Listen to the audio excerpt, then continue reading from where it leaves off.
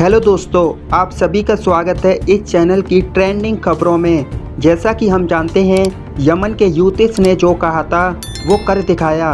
कल रात इजराइल की तरफ से 2 जहाज़ जा रहे थे तो दोनों जहाज़ों पर मिसाइल अटैक किया गया और खबर ये बताई जा रही है कि एक जहाज़ में आग लग गई और दूसरे जहाज़ को यमनी बंदरगाह पर मोड़ने का आदेश दिया गया है।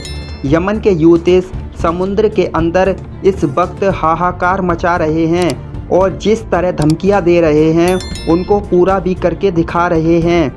हालत ये हो चुकी है कि इजराइल का जो एलियट बंदरगाह है वहां पर परसों से अब तक एक भी जहाज़ नहीं पहुंचा है।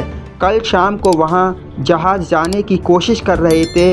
यमन के यूतिस ने उन जहाज़ों पे हमला किया और अब खबरों के मुताबिक ये बताया जा रहा है कि एक जहाज़ में बुरी तरह से आग लगी हुई है और एक जहाज़ को वो यमनी बंदरगाह की तरफ मोड़कर ले गए हैं। इसीलिए खबर यही आ रही है कि यमन जो कह रहा है वो करके दिखा रहा है।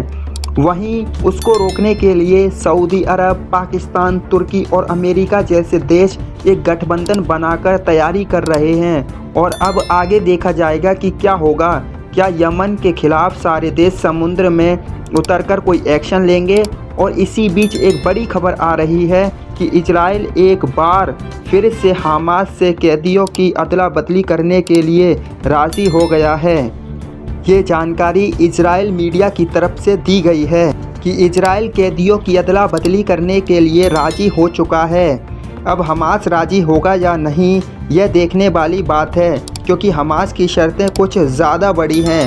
हमास की शर्तें हैं कि हम एक कैदी के बदले में तकरीबन 50 जो हमारे कैदी हैं हम उनको छुड़वाना चाहते हैं। तो इजराइल इस पर राज़ी होगा या नहीं, ये भी देखने वाली बात होगी। लेकिन यहाँ पर इजराइल की कहीं ना कहीं हार है, क्योंकि जंग शुरू की फिर भी हमास को नहीं हरा पाया और साथ ही साथ अपने एक भी बंधक को नहीं छुड़ा पाया।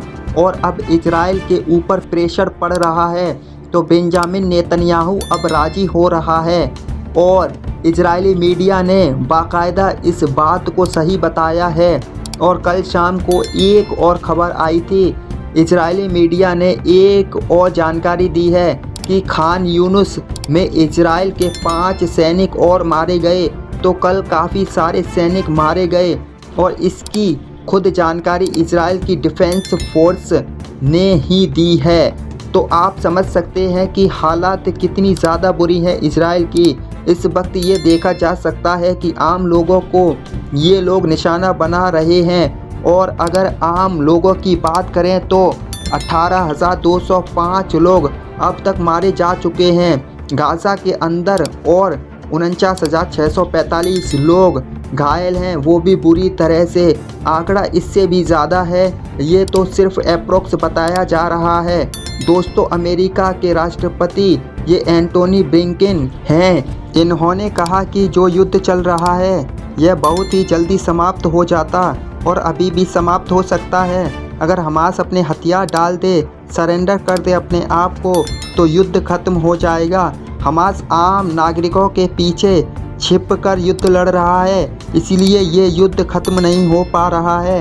ये युद्ध आज ही खत्म हो जाएगा अगर हमास सरेंडर कर दे। ये अजीब पागल आदमी है, क्योंकि जंग रोकने के लिए हमास को सरेंडर करने के लिए बोल रहा है। और दोस्तों, तुर्की की खबर आई, बहुत बड़ी खबर है कि तुर्की ने युद्ध होने के बावजूद भी इजराइल के साथ 10 अरब डॉलर का व्यापार किया है। दोस्तों, आज के लिए इतना ही। Wait for next video.